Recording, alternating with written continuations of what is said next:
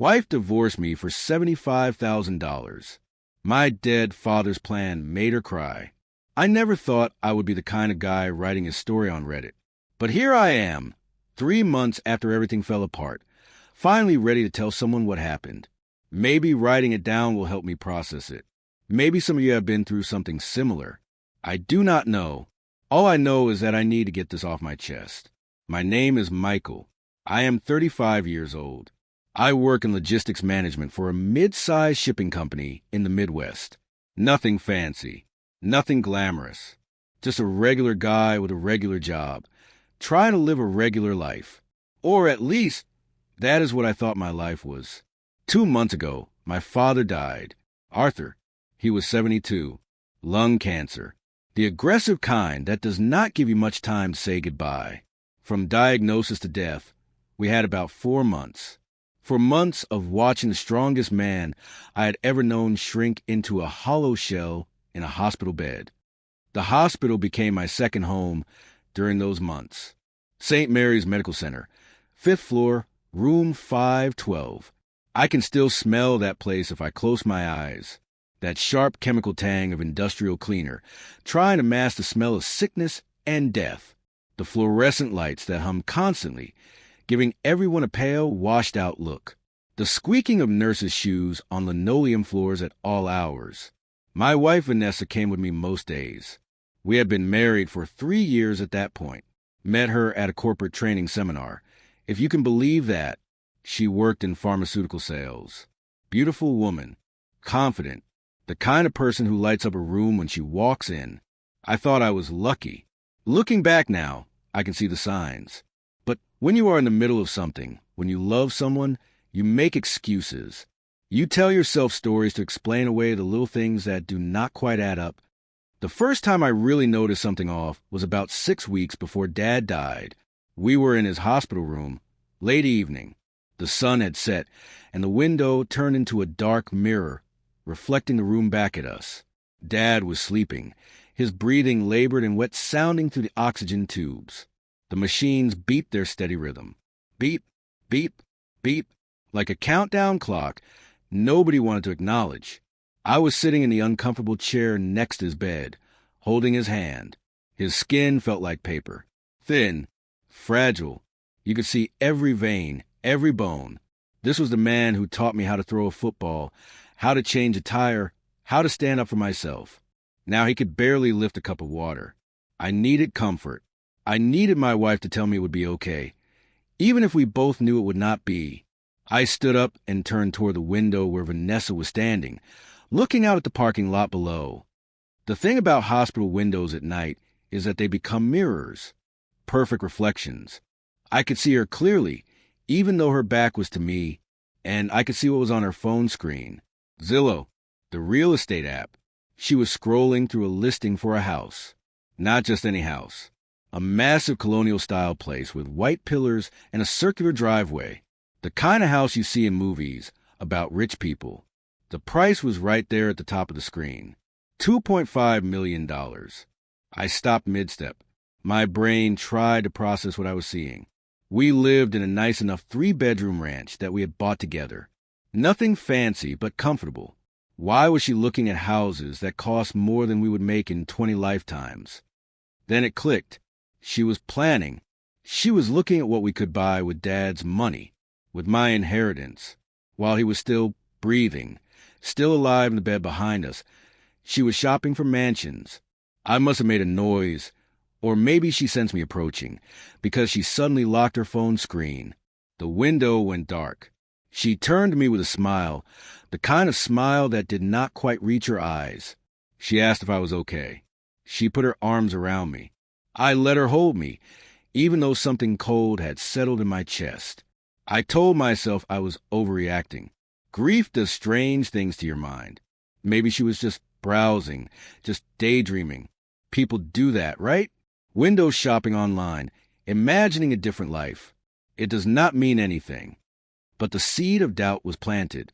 And once you start noticing things, you cannot stop.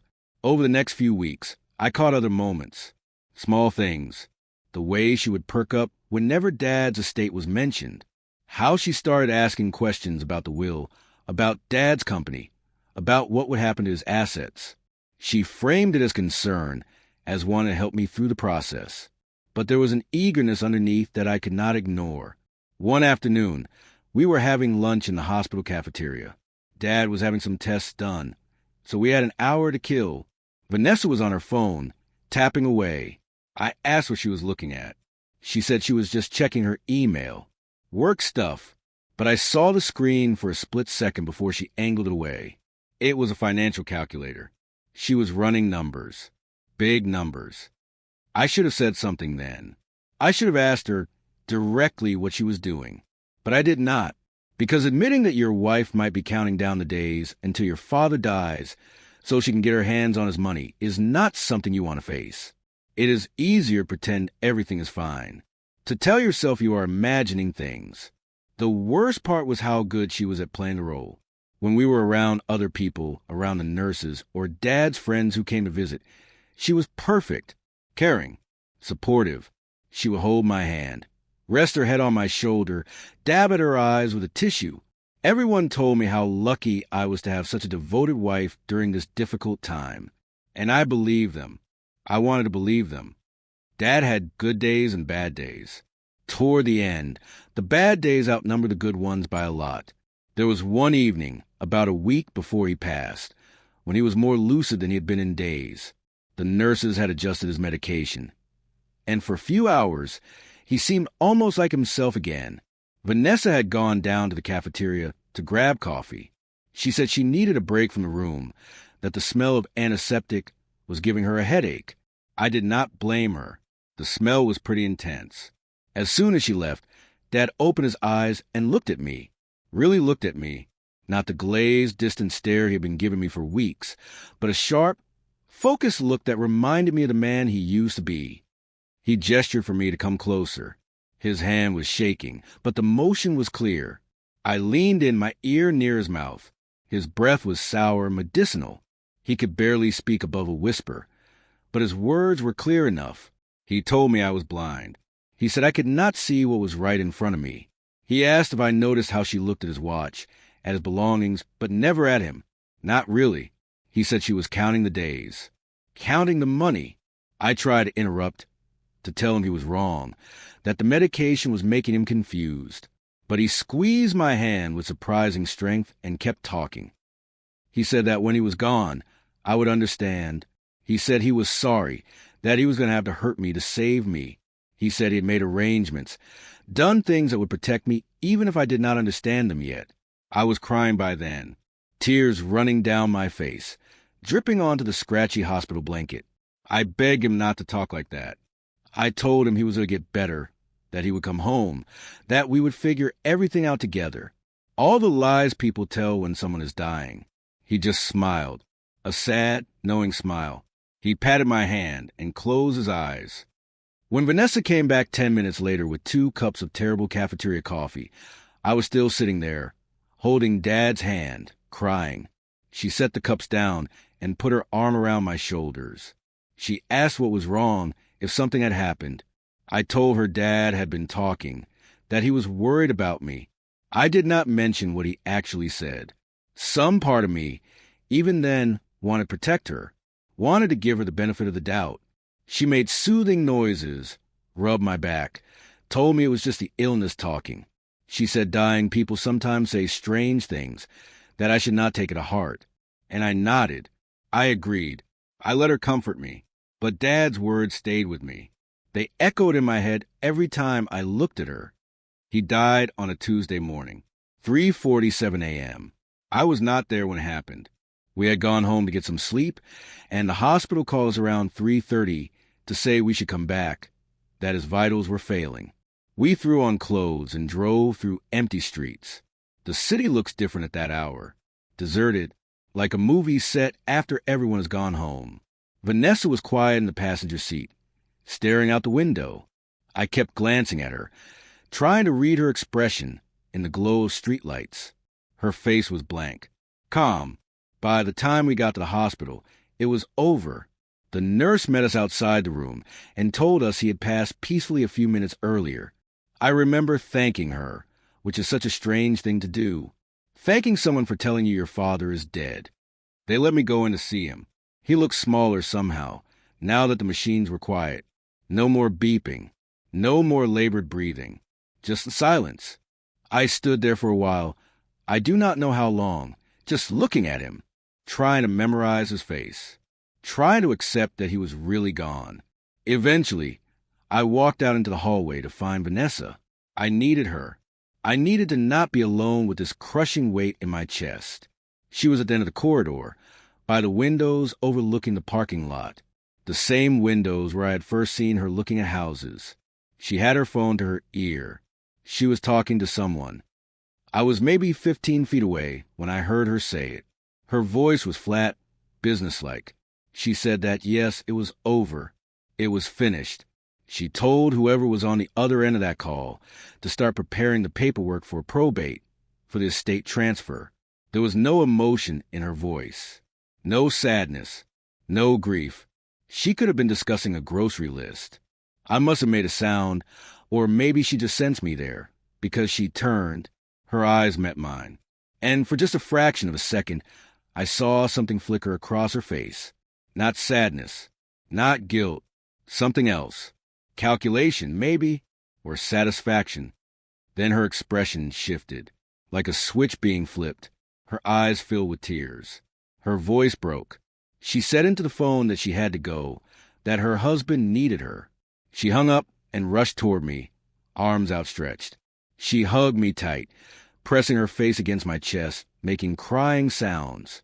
She told me how sorry she was, how much she knew I was hurting, how we would get through this together. I stood there, arms at my sides, feeling her press against me, feeling nothing. That cold sensation from weeks earlier, that little kernel of doubt, had spread through my entire body. I was numb, not from grief, though that was there too, but from the sudden, terrible clarity that maybe my father had been right. Maybe I really was blind. We drove home in silence as the sun came up. Vanessa fell asleep in the passenger seat, or pretended to. I kept my eyes on the road, both hands gripping the steering wheel, knuckles white. I thought about the Zillow listings, the financial calculators, the eager questions about this state, the phone call in the hospital corridor, all the little moments that I had explained away, excused, ignored, and I thought about what Dad had said, that he was going to have to hurt me to save me. At the time, I had no idea what he meant. I figured he was just rambling, or maybe talking about the pain of losing him. I did not understand. Not yet. But I would. Oh, God! I would understand soon enough. The funeral was in 4 days. The reading of the will was scheduled for the week after that. And my entire life was about to implode in ways I could not possibly imagine. The funeral was a blur. I remember faces, condolences, casseroles. So many casseroles. Why do people bring food when someone dies? Like carbs and cheese can fill the hole left behind. But I appreciated the gesture anyway. It is what people do. It is how we show we care when words fail us. Vanessa was perfect that day. She wore a black dress, held my hand, accepted sympathy from distant relatives I barely remembered. She cried at all the right moments. I watched her dab at her eyes with a tissue during the service, and I wanted so badly to believe those tears were real. But I kept hearing that phone call. That flat, businesslike tone. It was over. Start preparing the paperwork. The reading of the will was scheduled for following Tuesday, a week and a half after we buried Dad. The lawyer handling the estate was a guy named Robert Sterling. He had worked with my father for 20 years, managing the legal side of the family business. Dad had built a successful logistics and warehousing company from nothing. Started with one truck and a dream back in the 80s, grew it into a regional empire worth tens of millions. I always assumed I would inherit the company. Not because I deserved it necessarily, but because I was the only child. That is how these things work, right? You build something, you pass it down. Legacy, tradition, all that. Vanessa certainly assumed it too. In the days leading up to the appointment with Sterling, she was different. Nervous energy radiated off her. She kept checking her phone, pacing around the house, asking me what time we needed to leave, whether I had the address. If I was sure Sterling had said Tuesday, I told her to relax. I told her everything would be fine. I had no idea how wrong I was. Sterling's office was downtown, in one of those old buildings with marble floors and with paneling that smells like furniture polish and old money. We sat in leather chairs across from his massive desk. He was in his 60s, gray hair, expensive suit, the kind of guy who looks like he has seen everything and is not impressed by any of it. He opened a folder and pulled out several documents. He put on reading glasses and looked at us over the frames. He asked if we were ready to proceed. I nodded. Vanessa was gripping the armrest of her chair, so hard her knuckles were white. Sterling started reading. Legal language, mostly, whereas and heretofore and all that nonsense lawyers love. But the meaning became clear pretty quickly. To my son, Michael, I leave the sum of $150,000 to be distributed from my personal accounts. I also leave him my personal effects, including my watch collection, my tools, and the contents of my home office. I felt Vanessa go rigid next to me. Sterling kept reading. The entirety of my business assets, including all shares and controlling interest in Arthurton Logistics, estimated value $40 million, are to be placed in a blind trust managed by Robert Sterling as trustee. Michael will have no access to these funds or control the company during the trust period. The room went silent. I could hear the clock on Sterling's wall ticking. Tick, tick, tick. I did not understand. $150,000? That was it? And the company, $40 million worth of blood, sweat, and tears, locked away where I cannot touch it? I asked Sterling what a blind trust meant. He explained it in that calm, professional way lawyers have when they're delivering bad news. It meant the assets were managed by a trustee. I had no say in business decisions. I could not access the funds. I could not sell my shares. The trust had conditions that needed to be met before it would be dissolved and the assets transferred to me. I asked what conditions. Sterling said those details were confidential and would be disclosed at the appropriate time. I looked at Vanessa. Her face had gone pale. Not sad pale. Not shock pale. Angry pale. Her jaw was clenched so tight I could see the muscles working. Her fingers were digging into the leather armrest like she wanted to rip it apart. She did not say anything. Not there. Not in Sterling's office. She sat through the rest of the reading in complete silence, staring straight ahead with glassy eyes. When we got back to the car, she still did not speak. She just sat in the passenger seat, staring out the windshield, her phone in her lap. I started driving home. The silence was suffocating. I tried to make conversation. I said something stupid like, at least we had the $150,000, that it was more than a lot of people get, that we would figure things out. She did not respond. She just started typing on her phone, furiously, her thumbs flying across the screen.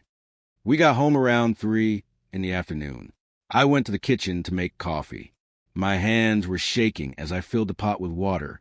I could not process what had just happened. Why would Dad do this? Lock away everything he had built, and leave me with what amounted to pocket change compared to the company's value? I heard Vanessa coming behind me. I turned around, hoping we could talk about it, figure out what it meant together.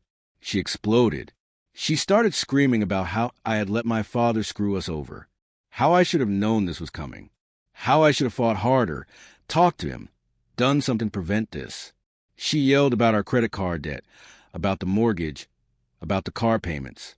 She said we were drowning, and I had just let my father throw us an anchor instead of a life preserver.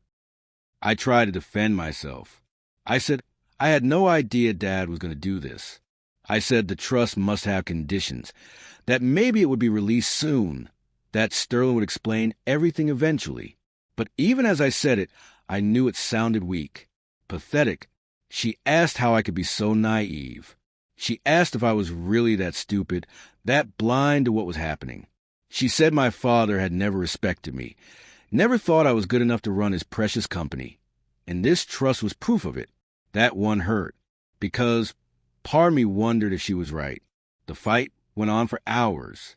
She would scream at me, then storm off to another room. I would follow, trying to calm her down, try to fix things. She would start screaming again. It was exhausting, brutal. Every word felt like a punch. Around midnight, she finally went quiet. She sat on the couch, arms crossed, staring at nothing. I sat down next to her, keeping some distance. I did not know what to say anymore. I had apologized, explained, rationalized. Nothing worked. Then an idea hit me. A terrible, stupid idea that felt like genius at the time. The $150,000 was sitting in my personal account. It was inheritance, legally mine, but we had a joint checking account we used for bills and household stuff. If I moved the money there, it would become ours. Shared. A team effort. Maybe that would show her we were in this together. Maybe that would fix things. I pulled out my phone and opened the banking app. My hands were still shaking, but now it was from nerves, from the desperate hope that this would work. I navigated to the transfer screen. $150,000. From my personal account to our joint account. I told Vanessa to look. I turned the phone toward her. I said we would use this to pay off the credit cards, to get ahead on the mortgage, to take some pressure off. I said we were a team, that we would figure out the rest together, that the trust situation did not matter because we had each other. I hit the transfer button. The confirmation popped up on screen. Transaction complete. $150,000, now in our joint account. I looked at Vanessa, expecting relief, gratitude, something. Her phone buzzed. Bank notification. She looked down at the screen. I watched her eyes scan the message. Deposit received. Her expression changed. Not to happiness. Not to relief. To something cold. Calculating. She looked up at me and said I was right. She said she needed to sleep, to process everything. She said she would feel better in the morning. Then she stood up and walked to the bedroom, without another word. I sat there on the couch, staring at my phone, feeling like I had just done something important. Something that proved my love. That showed my commitment. I was an idiot. Over the next 2 weeks, things got worse. Vanessa barely spoke to me. When she did, it was short, clipped sentences. She stopped sleeping in our bed, said she needed space to think. She moved into the guest room. She was on her phone constantly. At breakfast, during dinner, late at night when she thought I was asleep. I could hear her typing through the wall. Sometimes I heard her voice, low and urgent, talking to someone. When I asked who she was talking to, she said it was her sister, her mother, her friend from work. Always someone different. The house felt like a tomb. We moved around each other like ghosts. I went to work, came home, watched TV, went to bed. She did the same, but in different rooms on a different schedule. We were roommates at best, strangers at worst. I tried to talk to her a few times, asked what she was thinking, whether we could work through this, what she needed from me. She always said the same thing. She needed time. She needed space. She needed to figure things out. I gave her time. I gave her space. I thought that was what you were supposed to do. 3 weeks after the reading of the will, I woke up on a Thursday morning to an empty house. At first, I did not realize anything was wrong. Vanessa was usually up before me, already gone to work by the time my alarm went off. But when I walked into the kitchen to make coffee, I noticed things were missing. Small things. The fancy blender she had bought last year, her laptop from the counter, the picture frame from the living room. I walked faster, checking rooms. The guest room closet was half empty. Her clothes gone. Her toiletries from the bathroom gone. The expensive luggage set we had bought for our honeymoon gone. My heart was pounding. I was moving room to room now, almost running, looking for some sign that this was not what it looked like. Maybe she had gone on a trip. Maybe she had said something, and I forgot. Maybe there was an explanation. I went back to the kitchen. That is when I saw it, sitting on the counter, propped up against the coffee maker. A business card. Not a note, not a letter, not even a sticky note with a few words scribbled on it. Just a business card. White, embossed lettering. Professional. Jennifer Hartman, attorney at law. Family law and divorce. I picked it up. My hands were numb. The card felt heavy, like it weighed 1,000 pounds. I flipped it over. Nothing on the back. No message. No explanation. Just a name, the phone number, the address. I stood there in my kitchen, in my pajamas, holding a business card, trying to understand what had just happened. She was gone. She had waited until I moved the money into the joint account, until it became community property or whatever the legal term was. Then she had packed her things, found a divorce lawyer, and walked out. She had played me, used me, waited for the perfect moment. I sat down at the kitchen table. I did not know how long I sat there. The coffee maker finished brewing and started beeping at me. I ignored it. The sun moved across the floor. My phone rang a few times. I did not answer. I kept thinking about Dad's words in the hospital. You are blind. Son, when I am gone, you will understand. I had to hurt you to save you. He knew. Somehow, he knew this would happen. He knew what Vanessa was, what she wanted, and he had tried to protect me the only way he could. But I did not understand. I still did not get it. Why take the inheritance away if he knew she was going to leave anyway? Why lock the company in a trust one could not access? What good did that do me now? I called in sick to work. I sat in that house for 2 days, barely eating, barely sleeping, just existing in this strange limbo where my wife had left me, and I did not know why giving her everything had not been enough. On Saturday, I finally called the number on the business card. A receptionist answered. I told her who I was, that my wife had left me this card. She put me on hold. Elevator music played. Something instrumental and depressing. Then a woman picked up. Jennifer Hartman herself. She had a professional voice, polite but detached. She told me her office would be sending over divorce papers within the week. She said Vanessa was seeking a division of assets and wanted to handle this as smoothly as possible for both parties. I asked to speak to Vanessa. Hartman said her client did not wish to have direct contact at this time. I asked why. Why now? Why like this? Hartman said those were questions I should discuss with my own attorney. Then she hung up. I sat on my couch in my empty house and finally let myself cry. Not the grief crying from losing Dad. This was different. This was the crying you do when you realize you've been played for a fool. When you understand that someone you love saw you as nothing more than a paycheck, a means to an end. And the worst part, the absolute worst part, was that I still did not understand why she left after I gave her the money. In my head, giving her access to the inheritance should have made her stay, should have proved I was committed, should have fixed things. I did not know about community property laws. I did not know about asset division and divorce. I did not know that by putting that money in our joint account, I had just made it easier for her to take half of everything I had left. I would not learn that until later, until I sat across from my own lawyer and heard words like commingling of funds and marital assets and equitable distribution. All I knew, sitting in my empty house that Saturday, was that my father was dead, my wife was gone, and I had $150,000 that was supposed to fix everything but had somehow made it all worse. I picked up Dad's watch from the coffee table, the one from his personal effects that Sterling had given me, a Rolex Submariner from 1982, the year I was born. Dad had worn it every day of my life. I put it on my wrist. It was heavy, real. The second hand swept around the face. Tick, tick, tick.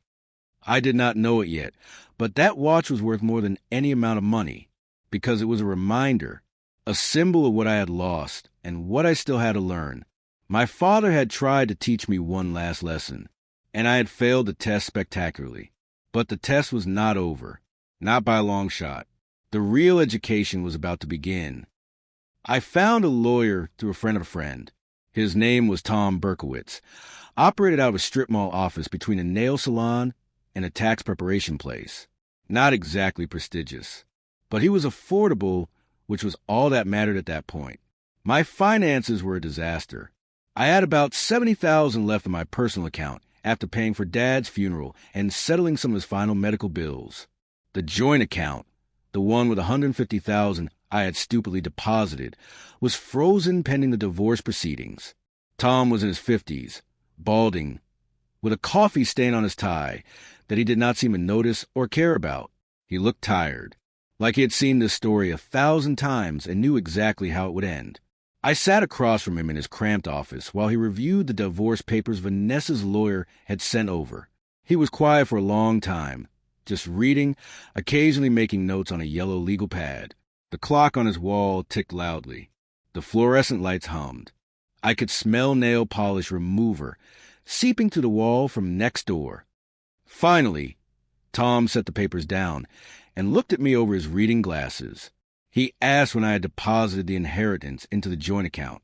I told him, 3 days after the will was read. He asked if anyone had advised me to keep it separate. I said no. I said I did it to show my wife we were a team. Tom sighed, a long, heavy sigh that told me everything I needed to know before he said a word. He explained that I had made a critical mistake. He used the term commingling of funds. By depositing my inheritance, which was legally my separate property, into a joint marital account, I had converted it into community property, marital assets, subject to division in the divorce. I asked what that meant in plain English. Tom said it meant Vanessa was entitled to half.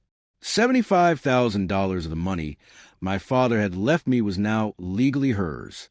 There was nothing we could do about it. I had gift-wrapped it for her the moment I hit that transfer button. I sat there, numb. I asked if there was any way to argue that she had manipulated me, that she had planned this. Tom said unless I had proof of fraud or coercion, which I did not, the law was clear. The money was in a joint account. She had equal claim to it. But it got worse. Vanessa was also seeking half the value of our house. We had bought it together 5 years ago, both our names on the mortgage and the deed, with the current market value. Her half came to about $90,000 between the house and the inheritance. I was looking at losing over $160,000. Tom asked about assets, about what I earned, about debts. I told him everything. My salary was decent, but not great. We had credit card debt, about $30,000. That would also be split. Car payments. The usual American financial disaster. That passes for normal these days. He asked about the trust. I explained what Sterling had told me. $40 million locked away, no access, no timeline. Tom said that was actually good news. Since I had no access to the trust, it could not be considered a marital asset. Vanessa could not touch it. That was the first piece of good news I had heard in weeks. Not that it mattered much. $40 million I could not access might as well have been on Mars. The divorce process was brutal. Not because we fought over things. We did not. Vanessa was smart enough to take the settlement offer Tom negotiated. She got her $75,000 from the inheritance. She got her share of the house equity. I sold the house within a month to pay her out. We split the debt. The whole thing was businesslike, efficient, cold. I never spoke to her directly. Everything went through the lawyers. Every question, every document, every decision. It was like she had erased me from her life completely. Like I was just a line item on a spreadsheet. The house sold fast. Hot market. I walked away with about $40,000 after paying Vanessa, settling the mortgage, and covering closing costs. $40,000 from a house we had lived in for 5 years. I used part of it to pay Tom's fees and the rest to move into a studio apartment across town, 600 square feet. One room that served as bedroom, living room, and dining room. A bathroom the size of a closet. A kitchenette with a mini fridge and a 2-burner stove. This was rock bottom. This was what my life had become. I worked. I came home. I ate frozen dinners in front of the TV. I slept on an air mattress because I could not afford a real bed yet. The walls were thin enough that I could hear my neighbors arguing, laughing, living their lives. I felt like a ghost haunting my own existence. About a month into living in the studio, my buddy Greg showed me something on his phone. He looked uncomfortable about it. Like he did not want to show me, but felt like I needed to know. It was Vanessa's Instagram. She had unblocked him, apparently, or maybe she just did not care anymore who saw her posts. There she was, on a beach somewhere tropical, turquoise water, white sand. She was wearing a designer sundress. The kind that cost more than my monthly rent. Her hair was perfect. Her smile was wide. She looked happy, free, unburdened. The caption said something about new beginnings and treating yourself and living your best life. Hashtag blessed. Hashtag grateful. I stared at that photo for a long time. That dress probably cost $1,000. The resort she was staying at, based on the tag location, ran about $500 a night minimum. She was spending my father's money. The money he had worked his entire life to build. The money she had manipulated me into handing over. And she was happy about it. Greg took his phone back and told me I should stop looking at her social media. He said it would not do me any good. He was right, but the damage was done. That image was burned into my brain. I went to Dad's grave that weekend. The cemetery was quiet, just the sound of wind moving through the trees and the distant hum of traffic from the highway. His headstone was simple. Arthur Chun, beloved father. The dates of his birth and death. Nothing fancy. That is how he would have wanted it. I stood there for a while, hands in my pockets, trying to figure out what to say. Finally, I just spoke out loud. I told him he was right. I told him he knew exactly what she would do. I called myself an idiot. I apologized for not listening, for not seeing it sooner. The wind rustled the leaves. A crow cawed somewhere nearby. No answer came, because that is not how the world works. But I felt better for saying out loud, for admitting it. I told him I wished I understood why he locked away the company. I said I could have used that money now, could have protected myself better. But even as I said it, I knew that was not true. If I had access to $40 million, Vanessa would have taken half of that too. Maybe that was the point. Maybe Dad knew the only way to protect his life's work was to put it somewhere she could not reach it. The divorce was finalized on a Tuesday in November, 6 months after Dad died. 6 months that felt like 6 years. The courthouse was downtown, same building where I got my marriage license 3 years earlier. Funny how life brings you full circle like that. Same marble floors, same echoing hallways, different purpose entirely. I sat in the courtroom waiting for my case to be called. There were 3 other divorces scheduled that morning. It was like an assembly line. Judge calls the names, both parties stand, lawyer confirms the agreement, judge signs a decree. Next case. Vanessa was there with her lawyer, Jennifer Hartman, sitting on the opposite side of the courtroom. She looked good, professional, put together, navy blue suit, hair styled. She was scrolling through her phone, not even acknowledging my presence. When our names were called, we both stood. The judge, an older woman with gray hair and reading glasses on a chain, reviewed the agreement. She asked if both parties understood the terms and agreed to the division of assets. We both said yes. She asked if there was any coercion or duress. We both said no. She signed a decree. Just like that. 3 years of marriage dissolved with a signature and a stamp. The gavel came down. Case dismissed. Next, I walked out of that courthouse into the cold November air and felt nothing. Not sadness, not anger, not relief, just emptiness. Like someone had scooped out my insides and left a hollow shell. Vanessa walked out a minute later, already on her phone. She got into a BMW. New from the looks of it. Probably bought with my inheritance. She drove away without looking back. I stood there on the courthouse steps for a while, holding the folder with my copy of the divorce decree. People walked past me, going about their lives, their dramas, their problems. The world kept turning. It did not care that my life had just officially ended. My truck was parked 3 blocks away. An old Ford F-150 I had bought used 10 years ago. It was still running barely, but it got me where I needed to go. I walked slowly, in no rush to get anywhere. There was nothing waiting for me except that empty studio apartment and another frozen dinner. I got to the truck and climbed in. The seat was cold. The engine turned over with a rough cough. I just sat there for a minute, hands on the steering wheel, staring at nothing. My phone rang. Unknown number. I almost did not answer. I was not in the mood to talk to anyone, especially not a spam call about my car's extended warranty. But something made me pick up. Maybe curiosity. Maybe fate. Maybe just a desperate hope that anything might be better than sitting in this truck feeling sorry for myself. It was Robert Sterling. His voice was calm, professional, the same tone he had used when reading Dad's will months ago. He asked if I had just left the courthouse. I told him yes, that I had the divorce decree in my hand. He asked if it was finalized, if the judge had signed it, if it had the official seal. I looked at the document.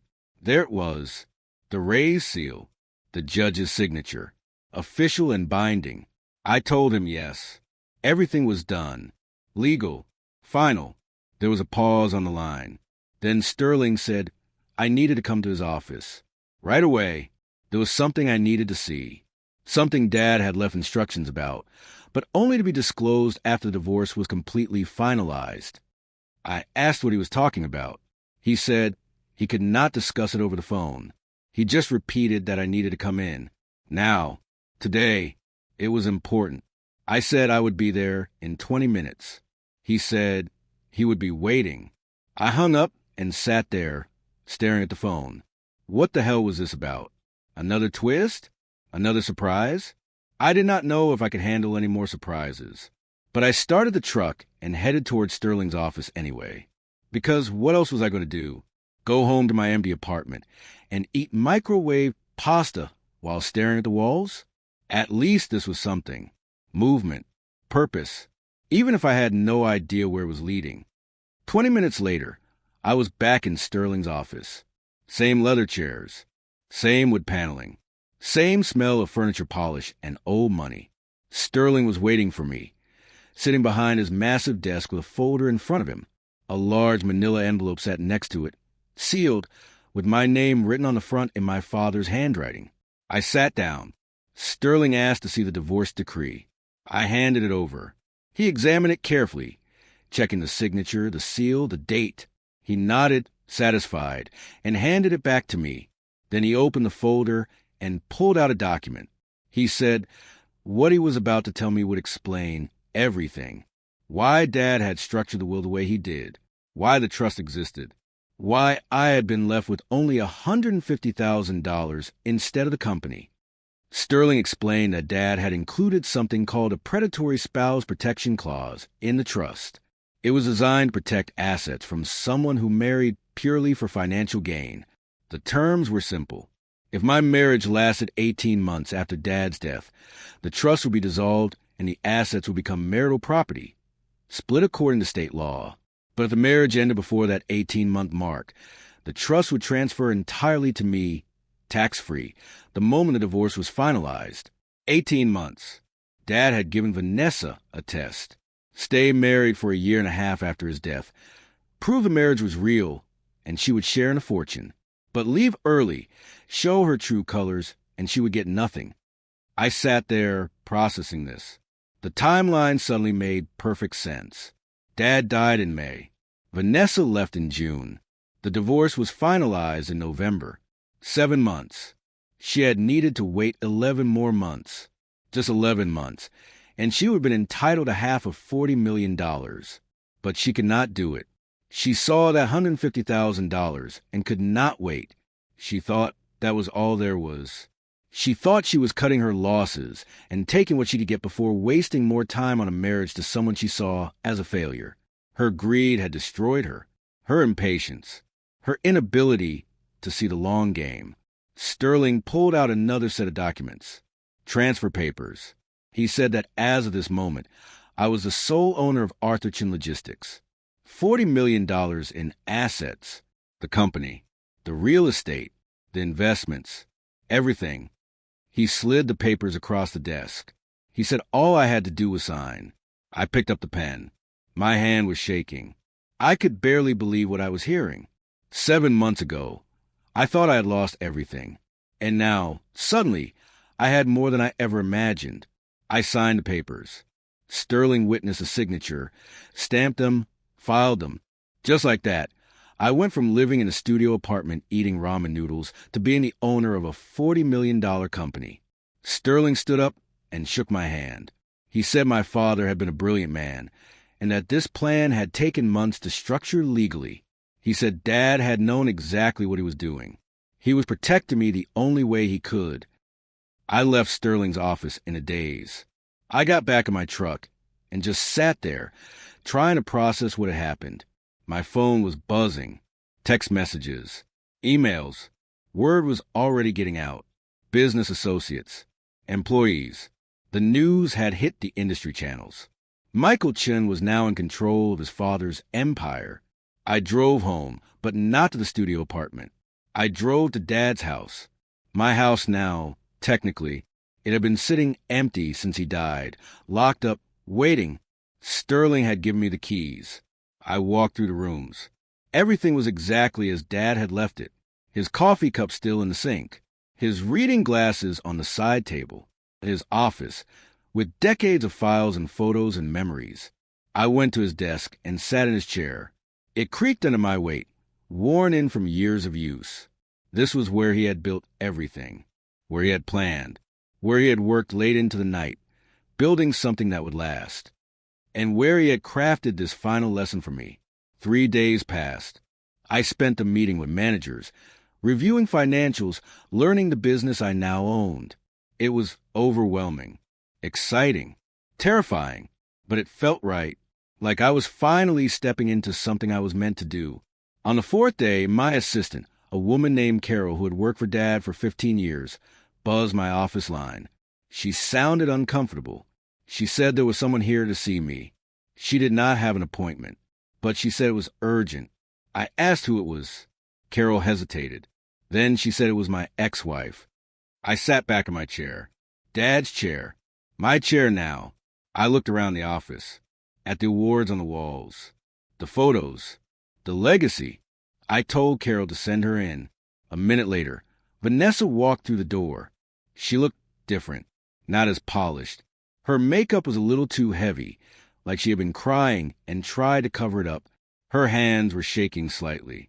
She was wearing an expensive outfit, probably bought with my inheritance money, but it did not look right on her now. It looked desperate. She closed the door behind her. She stood there, not quite meeting my eyes, wringing her hands. She started talking, fast, rambling. She said she had made a mistake, that her lawyer had misled her, convinced her to move too quickly. She said she had been confused, overwhelmed by grief, not thinking clearly. She said she still loved me, that we could fix this, that the divorce was a mistake. She was crying, real tears this time, streaming down her face, ruining her makeup. She begged me to give her another chance. She said she would sign a post-nuptial agreement, anything I wanted, if I would just take her back. I sat there, watching her performance. And that is what it was, a performance. Maybe she even believed some of it herself. But I could see through it now. I could see exactly what Dad had seen. I let her finish. I did not interrupt. I just listened, calm, detached, watching her scramble for purchase on a cliff she had thrown herself off of. When she finally ran out of words, when the silence stretched between us, I spoke. I told her she had failed a test.